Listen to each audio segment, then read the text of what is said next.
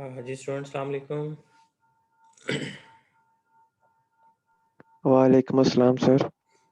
जी ठीक है, आप लोग? अल्हम्दुलिल्लाह सर, आप सुनाए, आप कैसे हैं? शुक्र अल्लाह का जी, ठीक ठाक।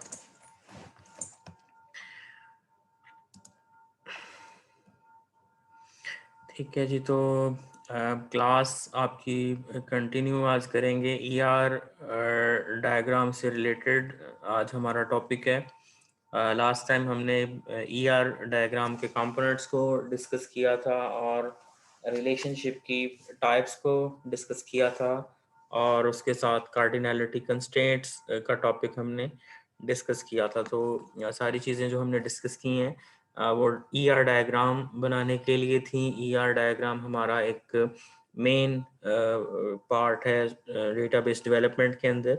डेटाबेस बनाने से पहले उसकी लॉजिकल रिप्रेजेंटेशन बनाई जाती है ईआर डायग्राम की फॉर्म में। तो ईआर डायग्राम हमें हेल्प करती है सिस्टम को अंडरस्टैंड करने में, सिस्टम को लॉजिकली कनेक्ट करने में। तो एक विजुअली रिप्रेजेंटेशन हमें मिलती है ईआर डायग्राम से, जो फैसिलिटेट करती है यूज़र को सिस्टम को अंडरस्टैंड करने में और एडमिनिस्ट्रेटर को डेटाबेस बनाने में। तो हम डिस्कस कर चुके हैं ईआर डायग्राम के कंपोनेंट्स। तो ईआर डायग्राम का जो एग्जांपल्स हैं वो मैं आपको कुछ यहाँ पे आज डिस्कस करूँगा कि कैसे हम स्टेटमेंट को रीड करेंगे और उन कंडीशंस की बेस पर हम कैसे डायग्राम को बनाएंगे। तो बुक्स मैंने आपको ऑलरेडी ये दी हैं, तीनों चारों बुक्स के अंदर ईआर डायग्राम से रिलेटेड हमारे टॉपिक्स हैं। लेकिन ये फॉरेन ऑथर की बुक्स जो है, आपको पता है कि इनका जो वे ऑफ डिलीवरिंग है वो थोड़ा सा डिफरेंट है, और ये अपने इन्वायरमेंट से रिलेटेड एग्जांपल्स या चीज़ों को डिस्कस करते हैं। तो हमारे लिए थोड़ा सा इन चीज़ों को अंडरस्टैंड करना या कंसेप्ट्स को क्लियर करना थोड़ा कम्प्लेक्स हो जाता है। तो क्योंकि हमारा वे ऑफ अंडरस्टैंडिंग जो है वो इतना ज़्यादा नहीं है कि हम इस एनवायरनमेंट को या इतनी ज़्यादा इंग्लिश को हम प्रॉपर अंडरस्टैंड कर पाएँ। तो नो डाउट कि ये बड़ी अच्छी बुक्स लिखी हुई हैं। तो हम कोशिश करते हैं कि इसमें से भी कोई एग्जांपल लें। ईआर डायग्राम का मैंने बोला था कि ये थॉमस कनाली की बुक के अंदर 11th चैप्टर है हमें जो गिवन है, और इसी तरह ये अलमरसी की जो बुक थी वहाँ पे हमें 7th चैप्टर के अंदर ये टॉपिक मिलता है। तो ये एक ईआर डायग्राम की एग्जांपल है आपके सामने। एंटिटी रिलेशनशिप मॉडलिंग, नीचे इसकी और भी इसने ये वो चीज़ें हैं हम जो डिस्कस करके आए थे कि हाँ जी, म्यूट कर लेंगे जो आवाज़ किसी की अगर आ रही है तो। ये सारी चीज़ें कल हमने यूनरी, बाइनरी और ternary, an example of a ternary relationship called registers, ये यहाँ पे इसने डिस्कस की है। और इसके अलावा ये रिकर्सिव रिकर्सिव था यूनरी टाइप के अंदर, उसको यहाँ पे रिकर्सिव भी बोला गया है। तो एक ही एंटिटी का रिलेशनशिप उसी एंटिटी के अदर इंस्टेंस जो था वो हमने डिस्कस किया। इसी तरह ये एग्जांपल हमारे पास जो है वो बाइनरी की थी। इसी तरह ये नीचे बाकी कंपोनेंट्स को डिस्कस कर रहा है। तो मैं यहाँ पे अब मूव कर रहा हूँ थोड़ा सा, मुझे मिल जाए अगर यहाँ पे ईआर डायग्राम की कोई एग्जांपल।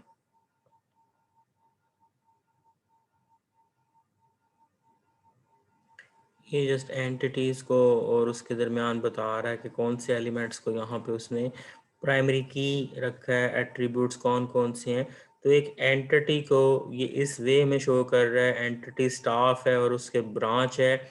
नीचे वो एंटिटी के तमाम एट्रीब्यूट्स को भी शो कर रहा है। हमने डिस्कस किया था कि हम एंटिटी के साथ उसके एट्रीब्यूट्स को ओवल की फॉर्म में शो करेंगे। तो यहाँ पे थोड़ा सा ये डिफरेंट वे अडॉप्ट कर रहा है, लेकिन नॉर्मली हमारा एंटिटी की रिप्रेजेंटेशन एक रेक्टेंगल की फॉर्म में ही होती है। तो ये अगेन अभी वो एंटिटी के ऊपर ही डिस्कस कर रहा है। Strong and weak entity types हैं। देन एट्रीब्यूट ऑफ रिलेशनशिप, ये डिफरेंट यहाँ पे जो हैं टॉपिक्स अभी 1 to 1 ये हमने कल डिस्कस किया था। देन 1 to मैनी, ये देखें इसको एक और वे में ये सिंबल यूज़ कर रहा है, 1 colon स्टार। तो इसका मतलब है कि one to many, one instance at one end और many instances on other ends. तो ये थोड़ा सा वे ऑफ डिस्कशन डिफरेंट है, अदरवाइज ये कंसेप्ट वही है जो हमने डिस्कस किए हैं। इसी तरह many to many, many instances at one side and many instances from other entities. तो ये यहाँ पे थोड़ा सा डिफरेंट वे में इसने चीज़ों को डिस्कस किया। तो ये डिफरेंट बुक्स के अंदर हमारा जो है, अगेन ये कार्डिनैलिटी के सिंबल जो हैं वो यूज़ कर रहे हैं। तो हमने भी कल कार्डिनैलिटी के सिंबल यूज़ किए थे। ये आप देख सकते हैं 1 to 1, और ये ऑप्शनल 1 का यहाँ पे सिंबल यूज़ कर रहा है। स्टाफ मैनेजेस ब्रांच, तो डिपेंड करता है कि यहाँ पे मिनिमम कार्डिनलिटी 0 और मैक्सिमम 1 है। तो कंडीशन इसने यहाँ पे कोई भी यूज़ की होगी, नीचे जो ये डिस्कशन कर रहा है वहाँ पे इसने बताया होगा कि किस वे में ये कार्डिनलिटी को लेके चल रहा है। One branch is manage by one member of staff, तो ये कार्डिनलिटी को यहाँ पे शो कर रहा है। One member of staff manages one branch, तो ये 1 to 1 का एक रिलेशनशिप शो कर रहा है। इसी तरह वो ये वाली और ये वाली दो कार्डिनलिटीज़ को भी यहाँ पे एक्सप्लेन कर रहा है। मैं थोड़ा सा इसको अगर जूम कर दूँ तो आपको क्लियर हो जाएगा। All branches are managed mandatory participation for branch, not all staff manage branches, optional participation for staff। तो ये यहाँ पे कार्डिनैलिटी को डिस्कस कर रहा है और इसने यहाँ पे सिंबल्स जो हैं वो डिफरेंट यूज़ किए हैं। तो ये हर ऑथर का एक अपना वे है चीज़ों को लिखने का, एक्सप्लेन करने का। तो इस बुक में इसने थोड़ा सा डिफरेंट वे अडॉप्ट किया है। तो मैं जस्ट आपको शो करवा रहा हूँ कि हम इसको भी अंडरस्टैंड कर सकते हैं। देन यहाँ पे ये अगेन कुछ एग्जांपल जो है ये और वे में इसको एक्सप्लेन कर रहा है। यहाँ पे ये सिंबल्स जो हैं वो डिफरेंट यूज़ कर रहे हैं। हम जो है एक हमारे पास आईटी सीरीज़ की बुक है, या हमारे पास जो ये अलमर्सी की बुक है, यहाँ पे भी ये 7th चैप्टर के अंदर टॉपिक गिवन है। तो हम रिलेशनल जो हमारी ईआर डायग्राम है इसको यहाँ से भी देख सकते हैं। जैसे हमने ये सिंबल सारे पढ़े थे, तो एक पेज के ऊपर ये अब तमाम सिंबल्स आप देख सकते हैं। Summary of the notations for ER diagram, तो एक दफ़ा ये बड़ा अच्छा मुझे पेज यहाँ पे नज़र आया बुक के अंदर। इसको आप एक दफ़ा देख सकते हैं कि एंटिटी का सिंबल है, वीक एंटिटी का, रिलेशनशिप का, आइडेंटिफाइंग रिलेशनशिप, एट्रीब्यूट है, की एट्रीब्यूट है। आप कोई भी लेंगे और उसको अंडरलाइन यहाँ पे कर देंगे, की शो करेगा। मल्टी वैल्यूड एट्रीब्यूट है। देन यहाँ पे कंपोजिट एट्रीब्यूट को शो किया जा रहा है, ड्राइव्ड एट्रीब्यूट को है, और ये टोटल पार्टिसिपेशन और ये कार्डिनैलिटी की बेसिकली ये 1 to रेशो दिखा रहा है। और ये जो हमने डिस्कस किया था सिंबल्स को, तो ये इस बुक ने थोड़ा सा और वे में इसको यूज़ किया है। तो ये चीज़ें भी यहाँ पे इस बुक के अंदर इस वे में गिवन है।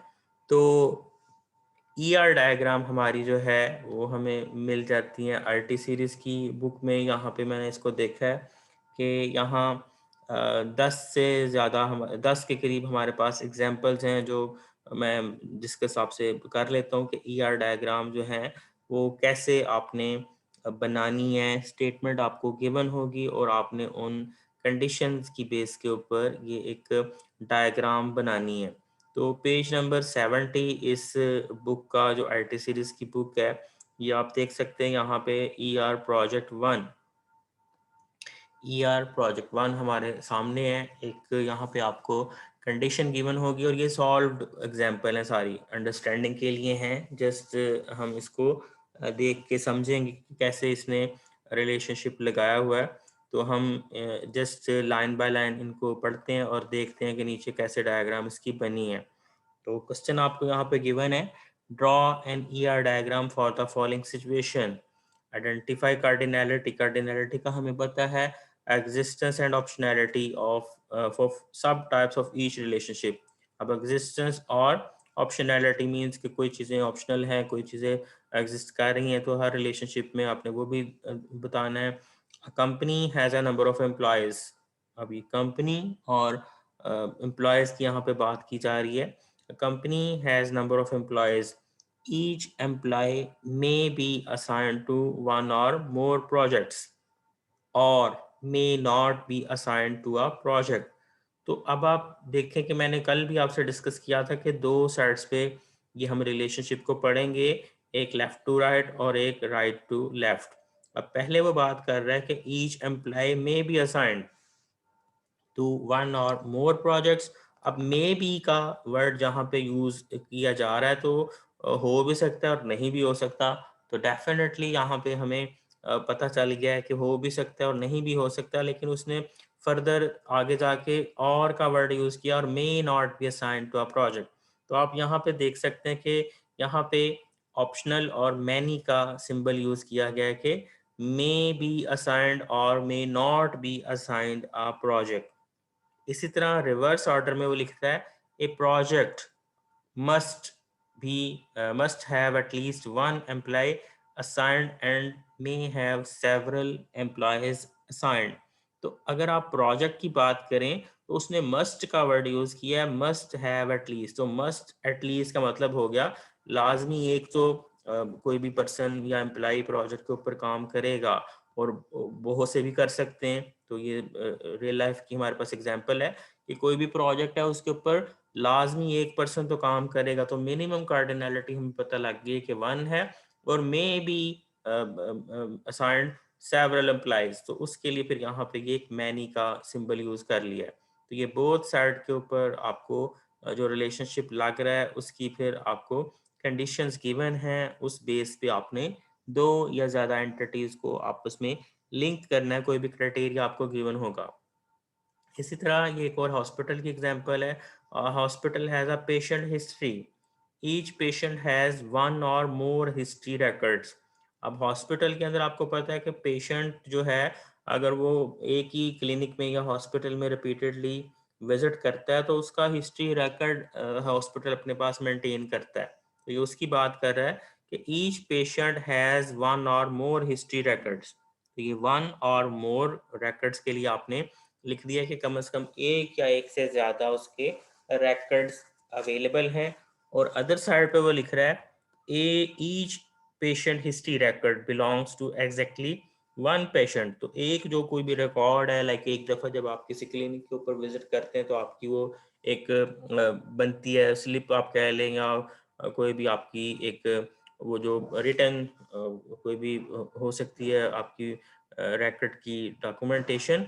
तो वो किसी ना किसी एक पेशेंट से लाजमी बिलोंग करती है। तो यहाँ पे वही लिखा हुआ है each patient history record belongs to exactly one patient. तो ये आप यहाँ पे कंडीशन देख सकते हैं। देखिए आप कंडीशन के दरमियान में लिखना भी है आपने patient has a record. Record अब यहाँ पे रिवर्स आप पढ़ सकते हैं record each record belongs to exactly one patient. तो ये आप रिवर्स ऑर्डर में इसको देखेंगे। Then an account can be charged against many projects, though it may not be charged against any। तो ये ऊपर वाली ही एग्जांपल है कि account can be charge against many or it may not be charge against any project. और इसी तरह a project must have, तो मस्ट का जहाँ पे वर्ड आ गया तो लाजमी हो गया। मस्ट हैव एटलीस्ट वन, तो कम से कम एक का उसने कह दिया, ज़्यादा जितने मर्जी हो सकते हैं प्रोजेक्ट अकाउंट के against. A project must have at least one account charge against it. It may have many accounts charge against it. तो ये जनरल हमें ये कंडीशंस जो हैं इसकी कार्डिनलिटी कंस्ट्रेंट्स की शो की जा रही हैं कि कैसे हम लगाते हैं। इसी तरह नेक्स्ट हमारे पास एक और एग्जांपल है an employee must manage exactly one department. तो ये मस्ट और एग्जैक्टली वन का जब वर्ड आ गया तो यहाँ पे हम देखते हैं कि डबल लाइन साइन को यूज़ किया है। जहाँ पे मैंडेटरी वन हमने बोला था कि एक लाजमी जब आपने कह देना है तो ना कम ना ज़्यादा मिनिमम कार्डिनलिटी भी यहाँ पे वन होगी और मैक्सिमम कार्डिनलिटी भी यहाँ पे वन होगी। An employee must manage exactly one department. A department may or may not have one employee to manage it. तो ये रिवर्स ऑर्डर में लिखा हुआ है कि डिपार्टमेंट हो सकता है कि एक पर्सन मैनेज करे या कोई भी ना करे। तो ये एक यहाँ पे रिवर्स ऑर्डर में भी कंडीशन आपके सामने गिवन है। तो ये फर्स्ट एग्जांपल थी हमारे पास। इसी तरह हमारे पास सेकंड एग्जांपल है, उसमें भी सेम सिनेरियो हमें गिवन है। आप ये देख सकते हैं, a department employees many persons. तो मैनी की जहाँ पे बात हो रही है, डिपार्टमेंट एम्प्लॉयज मैनी। तो सिंपल, जब हमने कल भी बात की थी कि मैनी की जब बात आ रही है तो उसने मिनिमम तो हमें बताया ही नहीं है। तो मैनी की जब बात कर रहा है तो वो जाहिर बात है, वो कह रहा है कि लाजमी कोई ना कोई इसको मैनेज कर रहा है। तो मिनिमम तो फिर हमारा 1 से स्टार्ट होगा। मैनी का अगर मैं यहाँ पे साइन यूज करूँ और ये 1 अगर ना भी लगाऊं, तो डेफिनेटली मुझे पता है कि बात तो हमारी जीरो से तो नहीं स्टार्ट हो रही है। लाजमी कोई ना कोई यहाँ पे पर्सन इन्वॉल्व है। तो काउंटिंग तो हमारी 1 से स्टार्ट होगी, 0 तो कोई भी वैल्यू नहीं है। तो a department employees many person, department में लाजमी कोई ना कोई पर्सन या एम्प्लॉयज तो हैं। तो मीन्स के वो पर्सन शुरू तो एक से ही काउंटिंग होगी ना, तो यहाँ पे फिर हम एक लगा देते हैं मिनिमम कार्डिनलिटी के लिए। और मैनी फिर वो कोई भी नंबर हो सकता है, 1 2 3 ऑनवर्ड कोई भी नंबर हमारा हो सकता है। Then a person is employed by one department at most। ज्यादा से ज्यादा अब यहाँ पे बात आ गई है कि a person is employed by one department at most। एक पर्सन एक डिपार्टमेंट से ही बिलोंग करता है या वो किसी से नहीं करता है। तो ज्यादा से ज्यादा आपको पता है, डिपार्टमेंट कोई भी एम्प्लॉय होता है वो किसी डिपार्टमेंट का एम्प्लॉय होता है या वो एम्प्लॉय नहीं होता है। तो सिंपल ये यहाँ पे कंडीशन आपको गिवन है कि एट मोस्ट जो है वो हम यूज करते हैं वर्ड ज्यादा से ज्यादा के लिए। Then a manager manages one department at most. तो ये ऊपर वाली बात ही आ गई, एट मोस्ट के लिए आपने ज्यादा से ज्यादा ये लगा दिया और कम से कम कोई भी नहीं हो सकता है। A department is managed by one manager eight most. तो ये इस सिनेरियो में आप ये भी कह सकते हैं कि कोई डिपार्टमेंट जो है उसको कोई मैनेजर हैंडल करता है या कोई भी नहीं करता है। A team consist of many players. तो अगेन वही बात आ जाती है कि टीम के अंदर बहुत से प्लेयर्स हैं, टीम बनती ही प्लेयर से हैं। तो डेफिनेटली यहाँ पे मिनिमम कार्डिनलिटी हमारी 1 होगी, क्योंकि काउंटिंग हमारी अगेन 1 से ही स्टार्ट होती है। तो अगर आप यहाँ पे मैनी का सिंबल लगाए रखें अकेला और आप ये 1 ना लगाएं, तब भी मैं अगर आपसे पूछूंगा कि मिनिमम कार्डिनलिटी कितनी है, तो मिनिमम कार्डिनलिटी अगेन 1 ही होगी, क्योंकि मिनिमम मेंबर किसी भी टीम के अंदर एक तो लाजमी होगा और फिर ज़्यादा कोई भी हो सकते हैं। तो मीन्स के हमने टीम की जब बात की है, तो जब टीम बनी है तो टीम में ये तो नहीं हो सकता कि टीम में कोई हो ही ना। तो टीम जब होगी उसके अंदर प्लेयर जो हैं वो 1 2 3 ऑनवर्ड कोई भी नंबर हमारा हो सकता है। और each player exactly belongs to one team. आगे इसने यहाँ पे लिखा होगा, a player plays for one team only. तो एक पर्सन जो है वो एक टीम से ही बिलोंग करता है। तो ये यहाँ पे इसने एक मैंडेटरी 1 का साइन यूज कर लिया है। इसी तरह a lecturer teaches one course at most. Again at most का वर्ड है तो ज्यादा से ज्यादा एक और कम से कम 0।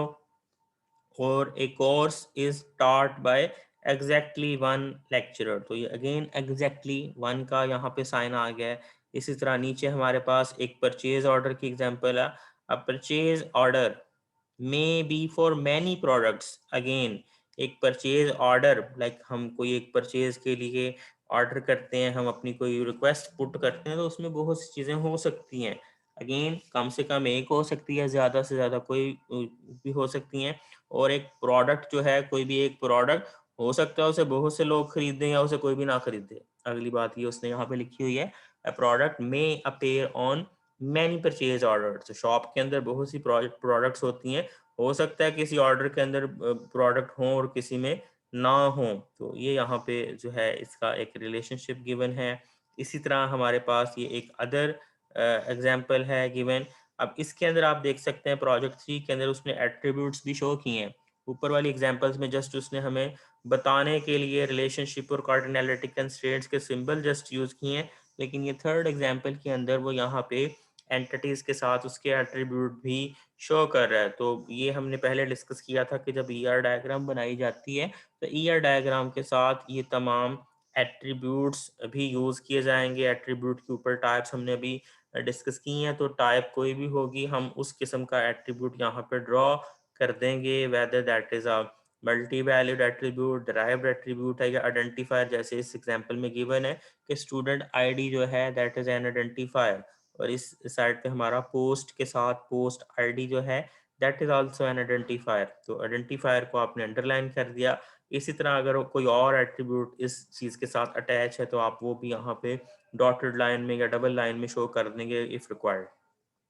तो इस एग्जाम्पल को भी हम अगेन पढ़ लेते हैं। इसमें बस नया यही है कि यहाँ पे एट्रीब्यूट्स हमें गिवन है।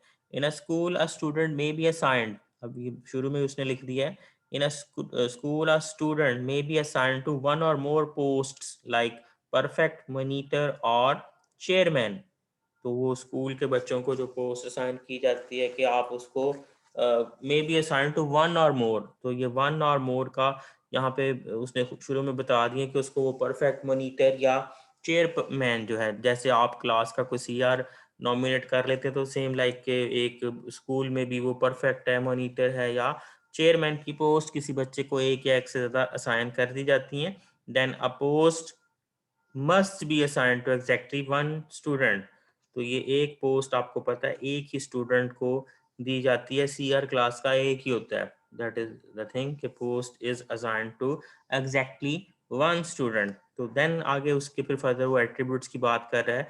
A student is identified with the student ID, name, address and date of birth. ये आप देख सकते हैं student is assigned with the student ID, name, address and date of birth. A post is identified, अब identified mean के identifier है। Primary की मैंने बोला था कि प्राइमरी की हमारी यूनिकनेस के लिए डेटा के अंदर एक एट्रीब्यूट को हम आइडेंटिफायर रखते हैं। तो आइडेंटिफायर यहाँ पे हमारा जो है वो पोस्ट आईडी है और उसका अदर एट्रीब्यूट जो है वो नेम। तो ये आप देख सकते हैं। इसी तरह हमारा फोर्थ एग्जांपल है, अगेन ये भी वही चीज़ है। In a school a teacher teachers one or more classes, simple, each class is start by one or more teachers. तो क्लास को भी आपको पता है एक या एक से ज़्यादा टीचर पढ़ाते हैं, और इसी तरह फिर बाकी वो बता रहा है कि टीचर का आइडेंटिफायर टीचर आईडी है, क्लास का आइडेंटिफायर क्लास आईडी है, क्लास का कोड है कोई भी, आप ये यहाँ पे देख सकते हैं। इसी तरह ये फिफ्थ प्रोजेक्ट है हमारा। दरमियान में यहाँ पे बस एक कंडीशन लगी है कि बिलिंग जो है वो एक कंडीशन है कि प्रोजेक्ट टू प्रोजेक्ट हमारा बिलिंग रेट जो है वो वेरीफाई करेगा। तो ये रिलेशनशिप के ऊपर इसने एक यहाँ पे बिलिंग रेट का एट्रीब्यूट लगाया है कि एम्प्लॉयज़ को जो प्रोजेक्ट असाइन किए जाते हैं वो हर प्रोजेक्ट का बिलिंग रेट जो है वो डिफरेंट होगा। A company has a number of employees, the attributes of employee include employee ID, identifier है, name, address, date of birth. The company also have several projects. The attribute of projects are project ID, project name, start date. Each employee, अब ये अगली बात है, each employee may be assigned to one or more projects or may not be assigned। तो may not की जब बात आ गई तो आपको पता लग गया कि मिनिमम कार्डिनलिटी हमारी जीरो होगी और maximum many. Then a project must have, अब ये मस्ट का है, मस्ट हैव एटलीस्ट वन, तो कम से कम एक एम्प्लॉय जो है वो प्रोजेक्ट को लाजमी असाइन होगा, और ज़्यादा जितने मर्जी हो सकते हैं।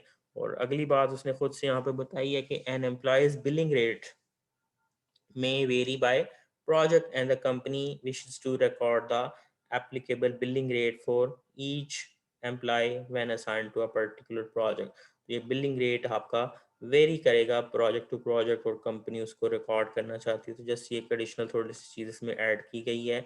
इसी तरह हमारा सिक्स्थ प्रोजेक्ट जो है ये हमें यूनरी रिलेशनशिप की एक एग्जांपल दे रहा है। जो हमने पढ़ा था कि यूनरी टाइप ऑफ रिलेशनशिप क्या होता है कि एक एंटिटी का इंस्टेंस उसी एंटिटी के अदर इंस्टेंस के साथ लिंक्ड करवाया गया है। तो आप देख सकते हैं कि कोर्स की इसने एग्जांपल ली है। A course is prerequisites. Prerequisite का मतलब पहले आपको पता होना चाहिए। प्री रिक्विजिट लाइक एक कोर्स पढ़ने के लिए आपको पहले से कुछ पढ़ा होना ज़रूरी है। जैसे मैं कहता हूँ कि अगर आपने ऑब्जेक्ट ओरिएंटेड प्रोग्रामिंग पढ़नी है या आपने डेटा स्ट्रक्चर पढ़नी है तो आप कहते हैं कि आपको इंट्रोडक्शन टू प्रोग्रामिंग का सब्जेक्ट पहले पढ़ा होना चाहिए। तो उसको हम कहते हैं प्री रिक्विजिट।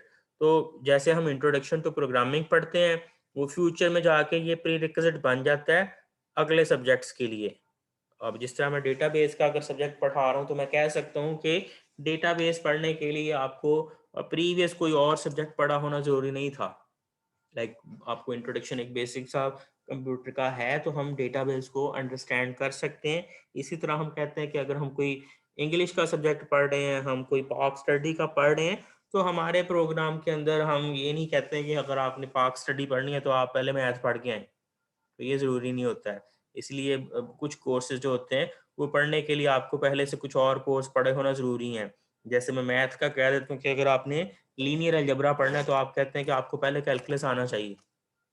तो ये यहाँ पे एक एग्जांपल है कि एक कोर्स जो है वो बहुत से कोर्सेज़ के लिए प्री रिक्विज़िट हो सकता है या नहीं हो सकता, और एक कोर्स पढ़ने के लिए हो सकता है आपके वो पहले से ही प्री रिक्विज़िट हों। ये यहाँ पे लिखा हुआ है, a university has a number of courses in catalogue. Attribute ये हैं और कोर्स के एट्रिब्यूट ये है, उसने आइडेंटिफायर बता दिया है। Each course may have one or more courses as pre रिक्विज़िट। ठीक है, तो एक कोर्स के वो एक या एक से ज़्यादा प्री रिक्विजिट्स हो सकते हैं, और may have no prerequisite. Similarly particular course may be prerequisite for any number of courses or may not be prerequisite for any other courses. तो दो बातें हैं कि एक कोर्स पढ़ने के लिए आपको पहले से बहुत से कोर्सेज प्रीरिक्विजिट पढ़े होने ज़रूरी है या नहीं भी है, और एक कोर्स हो सकता है आगे चल के किसी कोर्स के लिए प्रीरिक्विजिट बने या हो सकता है ना पढ़े। अब हम इंट्रोडक्शन टू डेटाबेस का ये सब्जेक्ट पढ़ रहे हैं, ये आगे चल के एक सब्जेक्ट हम पढ़ते हैं डिस्ट्रीब्यूटेड डेटाबेस सिस्टम। तो ये हो सकता है कि अगर हमने वो सब्जेक्ट पढ़ना है कहीं पे जाके, तो फिर हमें डेटाबेस का ये सब्जेक्ट आना चाहिए। इसी तरह अगर हमने डेटा साइंसेस के अंदर काम करना है, डेटाबेस की फील्ड में रहना है, तो हमें ये सारी चीज़ें आनी चाहिए।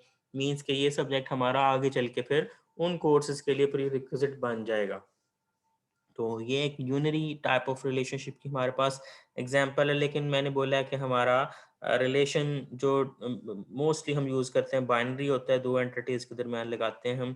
इस तरह ये सेवंथ जो हमारे पास एग्जांपल है, ये हमारे पास एक टर्नरी टाइप ऑफ रिलेशनशिप है जिसमें तीन एंटिटीज़ के दरमियान रिलेशनशिप लगाया गया है। अब तीन एंटिटीज़ कैसे लिंक्ड है कि chemist is assigned with a project, और प्रोजेक्ट के अंदर आप कोई इक्विपमेंट यूज़ कर सकते हैं। तो ये यहाँ पे तीन एंटिटीज़ का इस्तेमाल है जो हमने सारी टाइप्स डिस्कस की थी, तो ये उनको एग्जाम्पल के अंदर कोट कर रहा है। A laboratory has several chemists who work on project who work on one or more projects. Chemists also may use certain kind of equipment.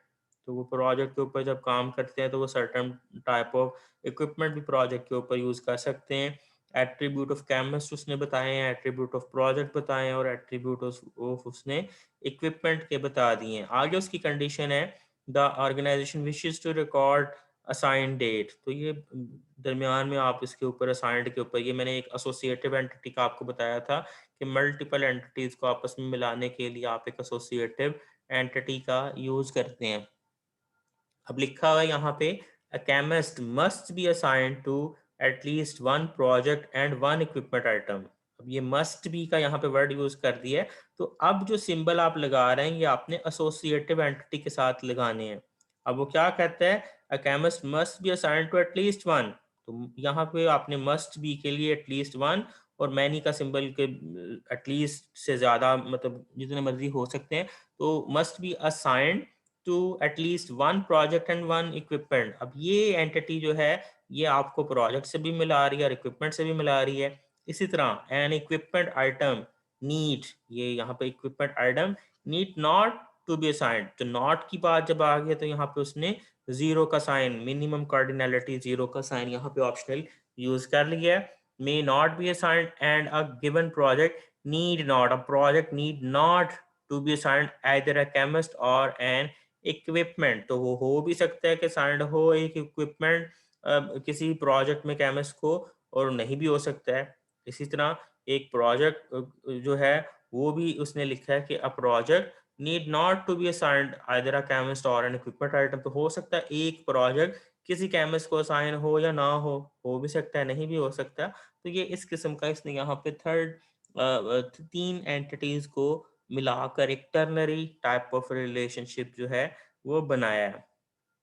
इसी तरह ये एक एट्थ प्रोजेक्ट है, ये भी सिंपल है हमारे पास। अब ये एक जो सब एंटिटी है, कोर्स जो है वो सब एंटिटी के साथ, वीक एंटिटी के साथ लिंक करवाया गया। कोर्स हैज सेक्शंस, तो डेफिनेटली अगर आपका ये रिलेशनशिप आइडेंटिफाइंग रिलेशनशिप का सिंबल है कि कोर्स जो है वो ड्राइव कर रहा है सेक्शन को, मींस के सेक्शन डिपेंड करते हैं कोर्स के ऊपर। तो कोर्स आपका जो है वो हो सकता है उसका कोई भी सेक्शन ना हो या उसके बहुत से सेक्शन हो, ये इस एग्जाम्पल के अंदर आपको गिवन है। तो ये एक और एग्जाम्पल नीचे है, ये भी अगेन दो तरह की है कि फिजिशियन जो है वो पेशेंट को एडमिट भी कर रहा है और फिजिशियन जो है वो पेशेंट को ट्रीट भी कर रहा है। तो ये यहाँ पे सिंपल सी एक एग्जांपल है, दो तरह का रिलेशनशिप है कि फिजिशियन जो डॉक्टर आप कह सकते हैं, डॉक्टर एडमिट्स, यहाँ पे आप खुद से आप पढ़ सकते हैं मैनी पेशेंट्स आर नॉट, हो सकता है किसी को भी वो एडमिट ना करे या बहुत सौ को कर ले। इसी तरह पेशेंट जो है वो फिजिशियन जो है वो ट्रीट करता है बहुत से पेशेंट्स को या किसी को भी ना करे। इसी तरह अगर आप रिवर्स पढ़ें, पेशेंट जो है वो या तो एक फिजिशियन से ट्रीटमेंट लेता है या बहुत से फिजिशियन से। इस तरह पेशेंट जो है वो एडमिट लाजमी कोई ना कोई फिजिशियन करता है, यहाँ पे मैंडेटरी का साइन यूज किया गया है। तो ये आप यहाँ पे देख सकते हैं। और ये एट्रीब्यूट जो है ये आप देख सकते हैं, कंपोजिट एट्रीब्यूट की हमने एक डेफिनेशन पढ़ी थी कि ये हमारा ट्रीटमेंट की डिटेल, हमने बोला था कि एक एट्रीब्यूट जिसको हम फर्दर डिवाइड कर सकते हैं। तो ये सारी एग्जाम्पल के अंदर वो डिफरेंट कंसेप्ट को यहाँ पर हमारे क्लियर कर रहा है। ट्रीटमेंट डिटेल क्या है, टाइम, डेट और रिजल्ट जो है उसका क्या है। तो ये हमारा जो है वो 9वां प्रोजेक्ट है। इसी तरह 10वें प्रोजेक्ट के अंदर भी ये डिटेल हमें गिवन है और नीचे उसकी हमें कोई डायग्राम गिवन है, ये आप देख सकते हैं। employee manages sales offices are managed by employee, और employee is assigned sale office। तो इसी तरह ये हमारा सेल ऑफिस फर्दर जो है वो प्रॉपर्टी से लिंक है और प्रॉपर्टी जो है वो आगे ऑनर से लिंक है। तो ये थोड़ा सा कम्प्लेक्स प्रोजेक्ट है, यहाँ पे आप देख सकते हैं कि डिफरेंट एंटिटीज के दरमियान रिलेशनशिप है। एम्प्लॉय का सेल्स ऑफिस के साथ है, सेल्स ऑफिस का हमारा प्रॉपर्टीज के साथ है, प्रॉपर्टीज फर्दर लिंक्ड हैं ऑनर के साथ। तो प्रॉपर्टी आप कह सकते हैं property is owned by many honours और ऑनर्स ओन मैनी प्रॉपर्टीज। तो ये भी आप देख सकते हैं। इसी तरह यहाँ पे सेल्स ऑफिसेज जो हैं वो लिस्ट करते हैं मैनी प्रॉपर्टीज या कोई भी नहीं, और properties listed by exactly one sale office. तो ये ऊपर कंडीशंस दी होंगी, उन बेसिस पे इसने यहाँ पे ये चीज़ें सारी लिखी हैं। और इनमें भी आप कंपोजिट एट्रीब्यूट देख सकते हैं या डिफरेंट टाइप ऑफ एट्रीब्यूट के सिंबल अगर इसने यूज़ किए हैं। तो ये 10 आपके पास एग्जांपल्स हैं ईआर डायग्राम की। कंडीशंस इसी तरह ही आपको गिवन होती हैं और इन कंडीशंस की बेस के ऊपर ये जो लास्ट एग्जांपल आप देख रहे हैं कि मल्टीपल वे में आप एंटिटीज़ को आपस में कनेक्ट करते चले जाते हो। तो ये आपको ऐसे कोई कंडीशन गिवन होगी, आप इनकी एग्जांपल्स डिफरेंट बुक से ले सकते हैं। बुक्स में थोड़ी हमारी चीज़ें डिफरेंट वे में डिस्कस की गई हैं, इंटरनेट से आप एग्जांपल्स ले सकते हैं। तो ये आपका यहाँ पे जो है ईआर डायग्राम का कंसेप्ट है कि आपने कंडीशंस की बेस के ऊपर बनानी है।